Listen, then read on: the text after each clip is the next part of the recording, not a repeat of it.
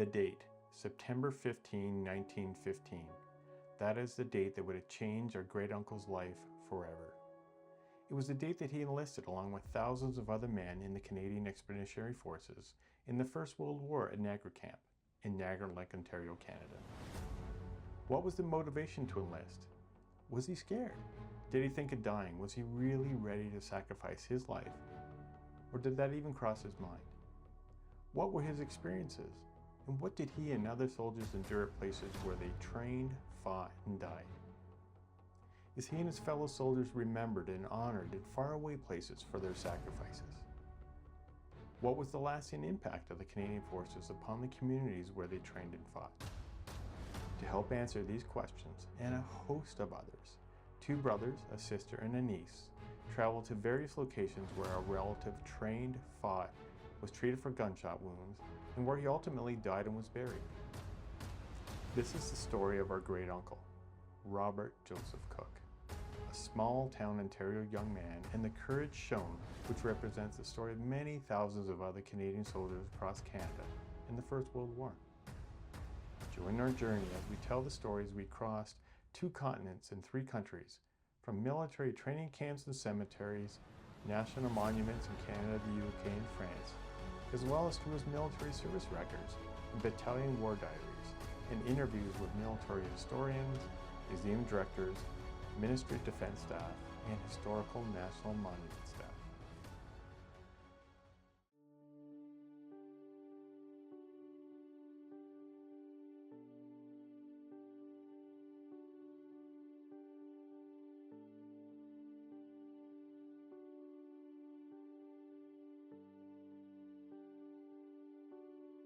The Canadian Expeditionary Force was multinational.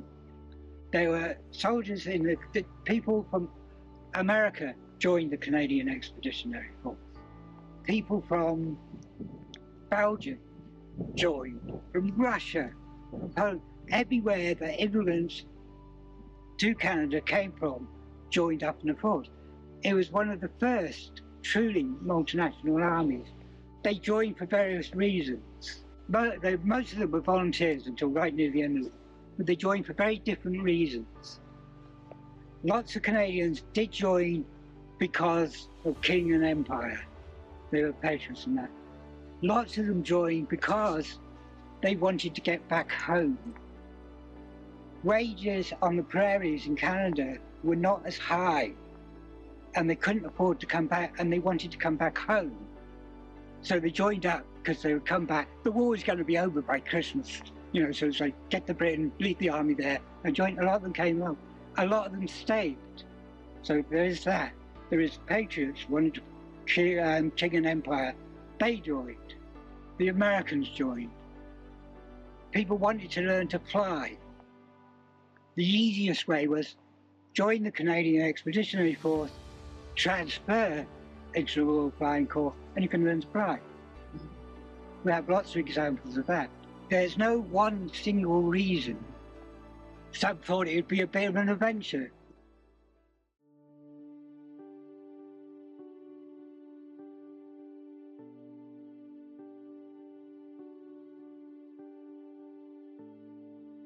So I'm here on the grounds of the former Camp Niagara.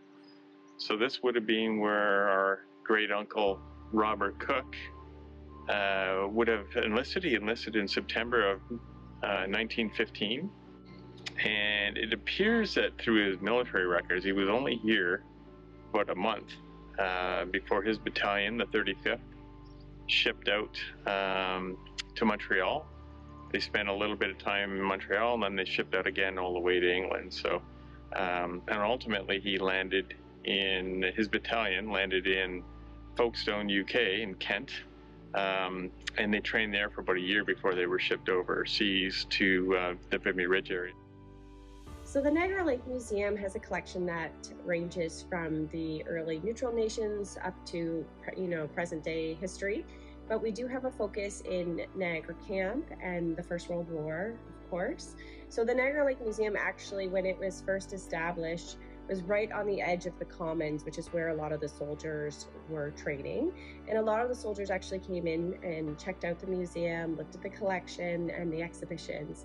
And fortunately, even today now we have a collection relating to their time here, which includes panoramics of the battalions here, some bell tents, we have banners from when they played some of their sports tournaments, we have trophies, buttons and cap badges, and a variety of World War I collections.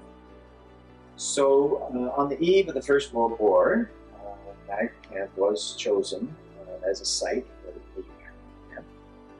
Again, because it had railway access, boat access, and by this time it was a major highway into the area, so it was an ideal training site. So 1915 was a very big year for Niagara Camp. There were approximately 20,000 men. In 1916, again, there were some 16,000 men trained. So the men on arrival in camp, again, would march to their site that was designated to them, usually led by their military band, and then they would set up their canvas tents. These were called bell tents. They were canvas tents, which would have either 8 or 9 men with their heads out towards the perimeter, and they would each have a ground sheet and a straw mattress, which is called a paliassa, and if they were lucky, 2 or 3 blankets. In the morning, they would be assigned to various exercises that might be to bayonet practice or grenade practice or marching, whatever. And then at noon, they would have, usually their big dinner was at noon. Then they would have a short rest period, and then they would be expected to have another series of routines. Again, bayonet training, marching, again.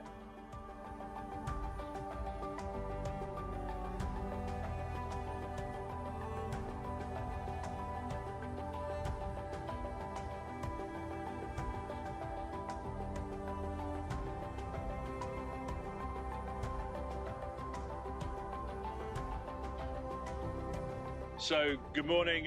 My name's Chris Shaw. I'm the chairman of Shorncliffe Trust. Welcome to Shorncliffe. Shorncliffe is a very old army base down on the south coast of England in Kent by a town called Folkestone. And it's been an army base down here for over 200 years. The reason that it's here is because it's just across the water from Boulogne and France. Its significance to Canada is, well, this is where your story starts. In 1858, the 1st Royal Canadian Regiment were presented their colours by the young Prince of Wales, who was Victoria's oldest son and was go on to be the king. It was his first official duty in his uniform. He handed the standard to the Royal Canadian Regiment, and he said, with this standard, go build a nation. They then said something which is incredibly important to Canadian history and to the Canadian people and our relationship between Canada and England, Canada, Great Britain, between our community here at Shorncliffe and communities across Canada, between our families and your families. The Royal Canadian Regiment, their commanding officer, made a promise. He said, if you ever need us, we will come back with regiments tenfold. Canada, you kept that promise numerous times. You have kept that promise and paid with your lives and paid with the lives of your families, your grandfathers, uncles, numerous times. I mentioned briefly about the training at Shorncliffe because that's what the garrison was for, in the garrison area. The garrison area was huge. It stretched from New Romney, which is down there, to Canterbury, both a vast area of training, and all of it, to a greater or lesser extent, was used for training. The main training area, almost certainly Tolsford Hill, which is toward West Handling, a little bit north of West Handling there. They learned different skills in different places. Hythe was musket training with rifles. They trained with the bayonet on St. Martin's Plain. They learned about how to handle certain weapons of Western Hanger. They learned to dig trenches. one of the farms over there, Blackbush Farm, Blackshore Farm, over there. The training was all over the place. There was a lot of route marches. They marched from their camps to Canterbury. Bunker Hill outside Canterbury was a training area. On the way to up the road there was another. Each area had a more or less specialist role. They learned to dig trenches in one place. They learned to throw grenades, bombs in another. Training was intense, and a lot of it may seem pointless, but it's necessary to weld soldiers together. They must know what the other soldier is going to do. They must try and learn how to cope with different situations. So they learn all that in various different places. There is evidence that they learned to train down here too. There are photographic evidence, but that doesn't discount most of the training occurred away from what is now the Shorncliffe Garrison. Behind me are the gates down Sandy Lane that all the Canadian soldiers walked through when they wanted to go and start learning how to fight in World War I.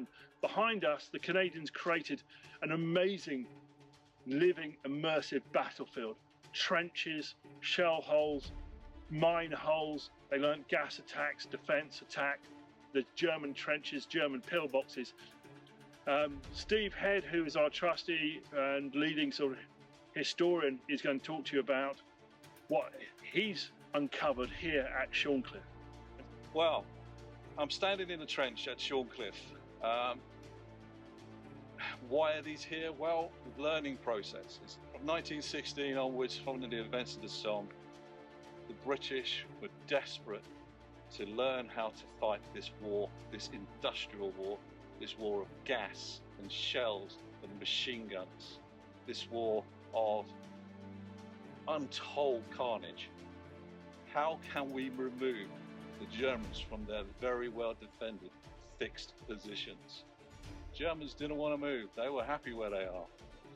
It was the British and the Canadians and the South Africans and the Australians and the New Zealand's job to get them out.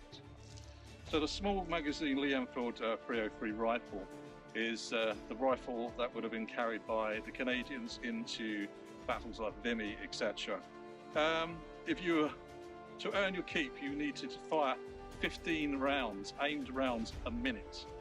To load, bolt comes back. For this purpose of this demonstration, I'm just going to use 5, and these are practice rounds, they're not real bullets.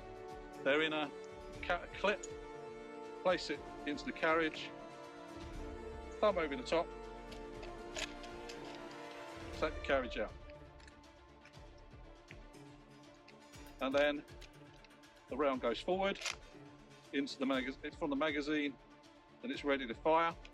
Your firing pin comes back, aim, fire, draw the magazine or the bolt back, your empty clutch comes out. Next one goes in, fire. Next one comes out. Now, to do this as a soldier would do it, they would do it in a smooth action from the shoulder. Fire.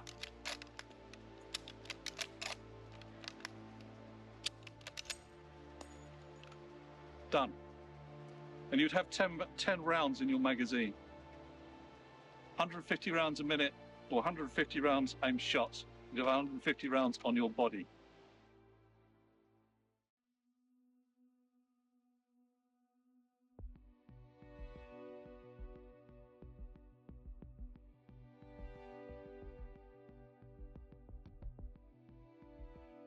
We have 310 Canadian war dead, and we've also just recently found out there was another Canadian who died in the 1800s, who's actually buried here at the top of the cemetery. The cemetery itself is basically split into 2 for research purposes. The officers are up here and the soldiers are down there. The officers are up here because the army will tell you they are closer to God than the soldiers are. Every grave that we know of, and all the graves that we don't know of, everyone has a story. Lots of them have long stories. This gentleman here arrived in England on the SS Olympic on the 7th of May 1916, and as you can see by the date, he died on the 16th. He died of pleurisy, more or less off the ship, down here into hospital and died. Never got a chance to do anything. But he's remembered the same way as people like the officer there, or the privates down there, or the early train. We remember them all. We don't pick and choose. They're all important.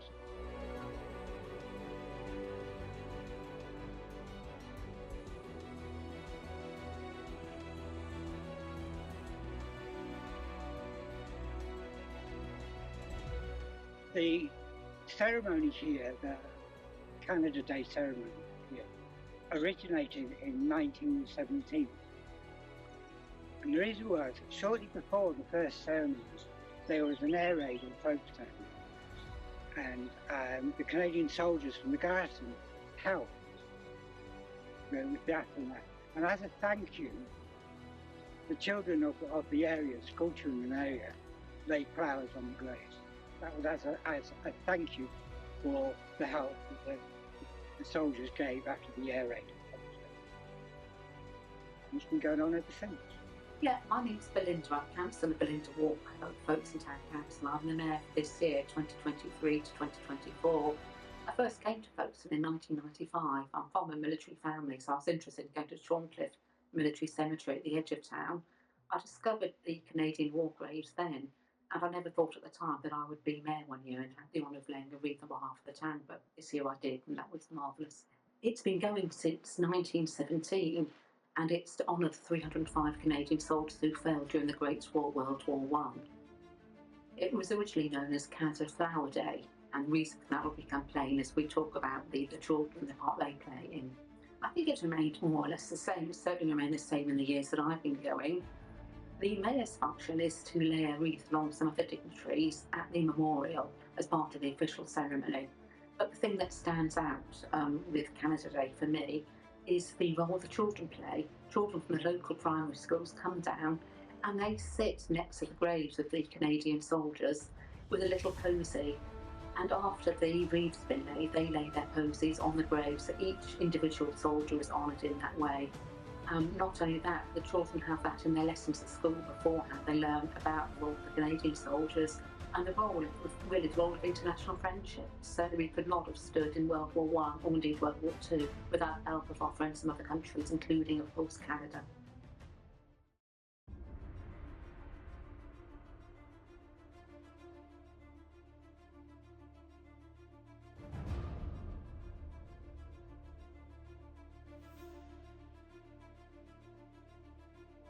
This is going to be the third stop on our trip. We've done Niagara Lake, or Camp Niagara, where we first enlisted in training. We've done Shorncliffe Military Camp and West Sandling camps, where they would have got the majority of their training in World War I. The Canadians did. Had some events in the Shorncliffe Military Cemetery. They did Canada Day. We were part of the process. Just a great day. Learned lots. Yesterday we were doing some more filming with some a local, like there was a Shorncliffe Trust, which is trying to preserve some of the lands around the garrison. So we spent the day with them. And then today it's a travel day. So we're on the ferry recreating what Robert would have basically gone through. Over to Calais, train to Arras.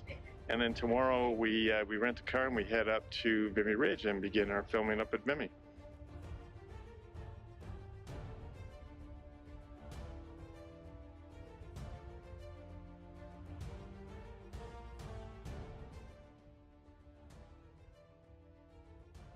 Between late 1915 until the fall of 1916, Robert, along with the 35th, and several other Canadian battalions, trained at military camps in and around the Kent region of England.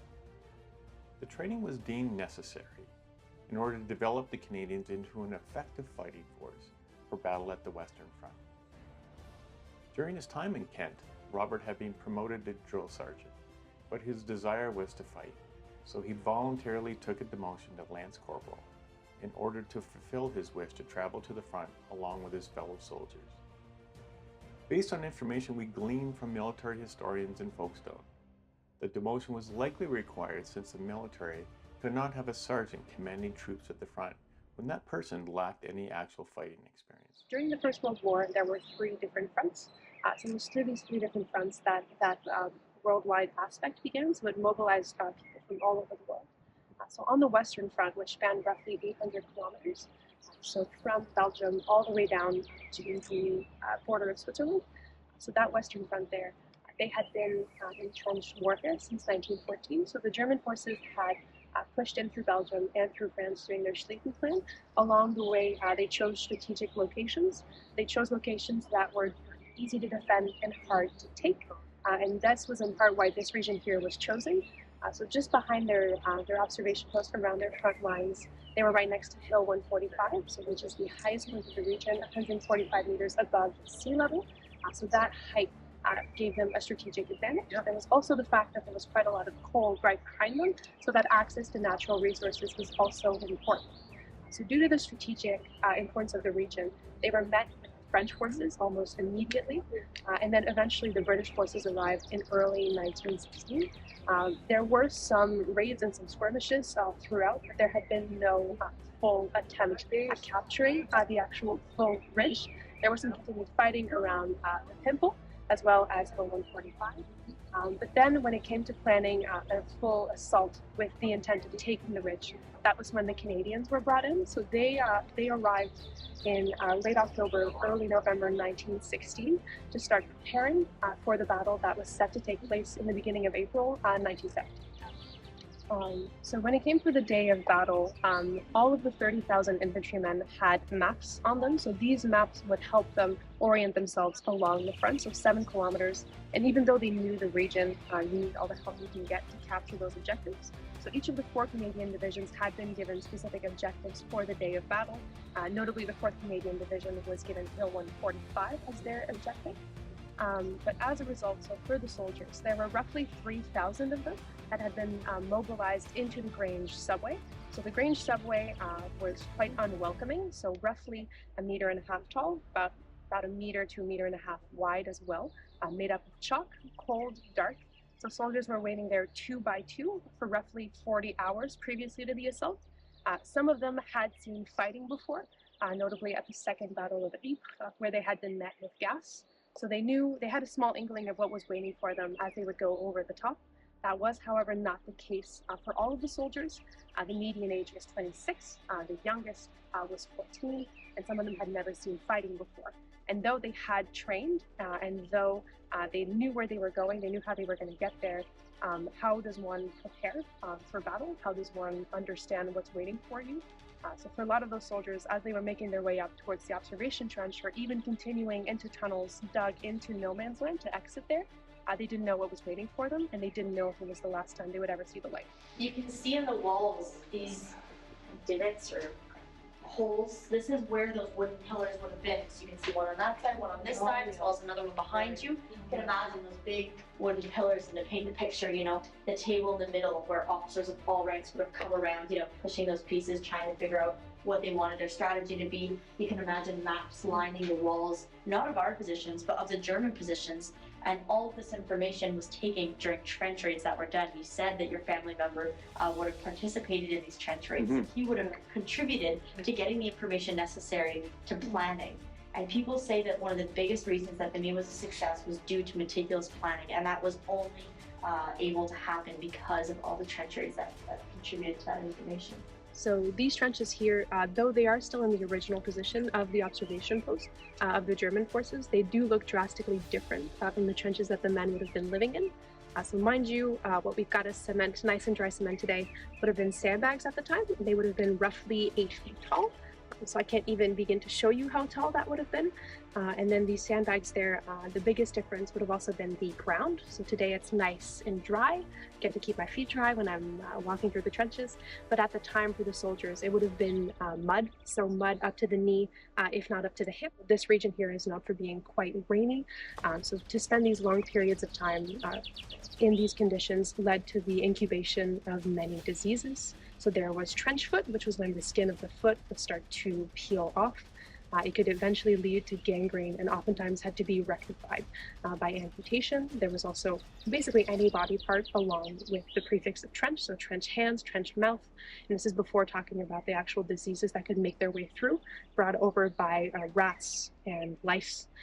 And even the rats who were once a pest had also very quickly become entertainment for the soldiers. So there's not much to do in these trenches. And these were young men. They were just in the beginning of their lives. And we do see quite admirable shows of their determination. So they had rat races. There's lots of trench art that was also created. They would do effectively anything that they could to try to stay entertained, because what was waiting for them in these trenches were very long periods of relative boredom, with the constant impending risk of a shelling, a grenade, or even a trench raid. Specifically here in the region, the German forces and the Canadian forces were exceptionally close to one another. It's called the first step. Okay, Lizzie. Used for the men to stand on top of and look over as well. Are we allowed to go up? Yeah, you can go up just the first step. Yeah. We just ask people to not go through. Can you see the top of the ground campus? Yeah, the top of the hill? Yeah, exactly. Just the crater on the other side, only 35 meters away. That's a German outpost. That's just crazy. I know. They said they could actually hear each other speaking, and so if I was to speak at this volume back in the First World War, I could expect a shell to be sent in my direction. So we go today on site. I'm currently from the shadow of the sun with this wonderful, lush trees. This would not have been what the battlefield would have looked like even prior to the war. So in this region, it's really farm. So there's farmers here. So they were displaced when the German forces were pushing in, and then as well as the Canadian, British, and French forces were moving forward as well. There were actually quite a few farmers that were actually stuck in that zone that the German forces were occupying. So though we often think of the Second World War when it comes to occupation, that was also still the case for those farmers there. So oftentimes they would be made to dig trenches. Sometimes they had differing levels of respect with their occupiers. Sometimes they would be quite curt. They would oftentimes trade with them as well to make sure that everyone still had enough food to eat. However, sometimes it would be less respectful, depending on the region, depending on the people as well, and how they felt about going about daily life while being occupied. But when it came to the people who were living here, most of them had to move further into France. Even in going into cities, most of the inhabitants of the town of Arras, which is the nearest large town, they were told to evacuate. Not all of them did. Some of them did stay and they did fraternize with the Canadian and the British soldiers. Once again, differing levels of respect there, really depending on the situation.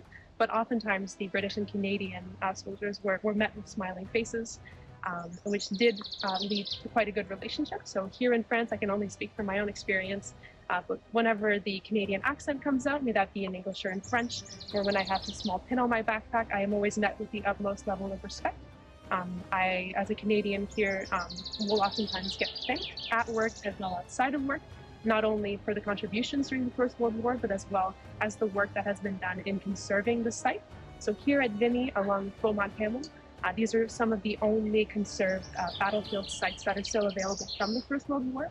So we are so lucky enough to have the original sections of trenches as well as tunnels going underground. So we are lucky enough to be able to actually showcase what life would have been like in exactly these strategic positions, where the soldiers would have moved, how they would have moved. Just right behind me now, just right in front of me now, there's also the front line trench.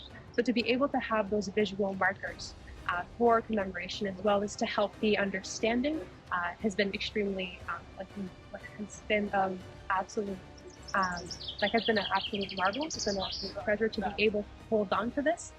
So we get a lot of school groups, we get people from all over the world.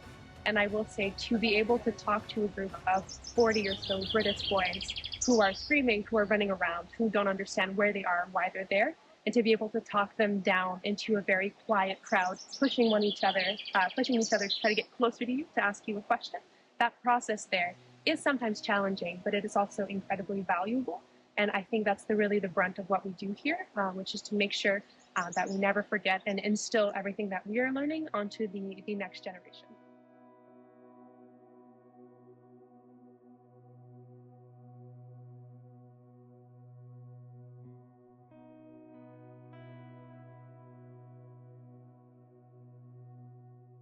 On November 30th, 1916, Robert, along with hundreds of other soldiers, sailed from the Folkestone Harbour in England to the front in France, where untold horrors of war in the trenches awaited their arrival. Upon arrival in France, Robert was transferred to the 46th, along with many others, in order to refortify the ranks after the 46th extremely high casualty rate coming off the Battle of the Somme, where they became known as the Suicide Battalion. The 46th arrived at Vimy Ridge in early December 1916 and were part of the 10th Brigade, along with the 44th, the 47th, and the 50th Battalions. The 10th Brigade were stationed at the extreme north end of Vimy Ridge, in the vicinity of the Pimple, or Hill 119, a heavily fortified German stronghold. Overall, Vimy Ridge was considered a key military asset, given its 60-meter height advantage above the surrounding plain, which offered clear views in all directions. The arrival of the Canadians to Vimy Ridge also coincided with one of the coldest and wettest winters in memory. The rains in Belgium and northern France turned the landscape into muck, and it was not uncommon for the soldiers to be faced with knee-deep liquid mud, along with rain and snow. So in addition to being surrounded by death and disease, the soldiers had to fight weighed down by pounds and pounds of mud coated on their bodies. Daily life experienced by Robert and the rest of the 46th at the front in December 1916 and early 1917 consisted of the monotonous and arduous task of trench shoring and assisting engineers in tunneling activities beneath the ridge during the day, followed by moments of sheer terror during the Canadian night raids and retaliatory enemy artillery bombardment during the day and night. January 29, 1917 began like many other days for Robert and the 46th. But did he know that this day, more than any other, would change his life? Or in the end, was this day no different than any other at the front? We'll never know, since no correspondence exists in our family from his time in the military. We do know, based on information in the battalion war diaries, that the day passed quietly except for a short period of enemy bombardment in retaliation for an earlier shelling by the Canadians on enemy positions. At 8 p.m., a 30-person strong contingent of soldiers, including Robert, participated in a newly proposed and lightning-quick night raid on an enemy trench coordinated with artillery shelling. The raid was broken into 3 parties, led by a lieutenant, a sergeant, and a lance corporal, who descended upon enemy trenches in the vicinity of Football and Irish craters on the Pimple, with the goal of blowing a tunnel shaft in the area. The raiding party sustained 5 wounded soldiers, including Robert, who had gunshot wounds to his right arm and leg. Robert was removed from the front by stretcher and taken by ambulance to a nearby train, where he was transported to the 100,000-person strong military camp and field hospital complex located on the sand dunes in a remote region 100 kilometers to the southeast of Vimy on the coast of France, a few kilometers north of the small village of the Tupples. The hospital complex, composed of over 20 field hospitals, was designed to treat approximately 22,000 wounded or sick at any one time. Robert arrived at the Liverpool Merchant Field Hospital, also known as British Red Cross Field Hospital No. 6, on February 1, 1917, where he received state-of-the-art medical treatment for his war wounds. However, despite the exceptional treatment provided to Robert, he unfortunately succumbed to his wounds on March 9th and was buried in the Associated Tupples Military Cemetery, which is located about 3 kilometers north of the village of the Tupples.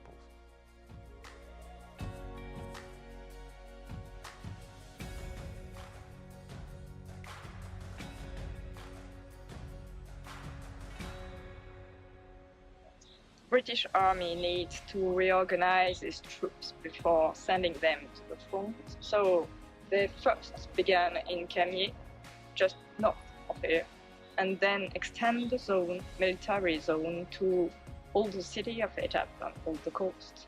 And to reach 150,000 to 200,000 men just here. But the old city of Étape only had 7,000 inhabitants. So you can imagine the change for the people living there. About the Canadian hospital, it was just there, just near the road. And British soldiers came from the north, from the port of Boulogne, not in the trains, but with their feet. And the first things they saw when they arrived in Étape were the cemetery in one side of the road and the bull ring, so the training camp, and in the other side of the road. They had to cross about that to go to the barracks in the camp. And there they would stay for a few weeks to train into the bullying and for a very harsh training before going to the front. Since there were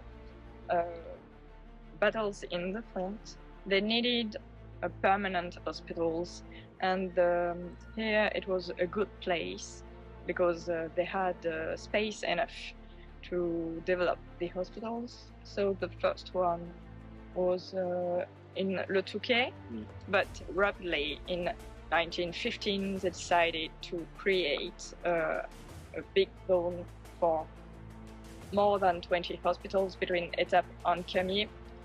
And they needed the doctors and nurses. So there were military nurses and voluntary nurses. And all of these people took care of the wounded soldiers. And they were put in the hospitals for the wounds they had. For example, not because it was a Canadian soldier, he was put in the Canadian hospitals. It was more about a broken bone. He was put in the Canadian hospital, which will treat broken bones, for example. And so each hospital had specialists, surgeons and nurses, and a lot of voluntary nurses too. And each one could take care for hundreds and hundreds of soldiers each day.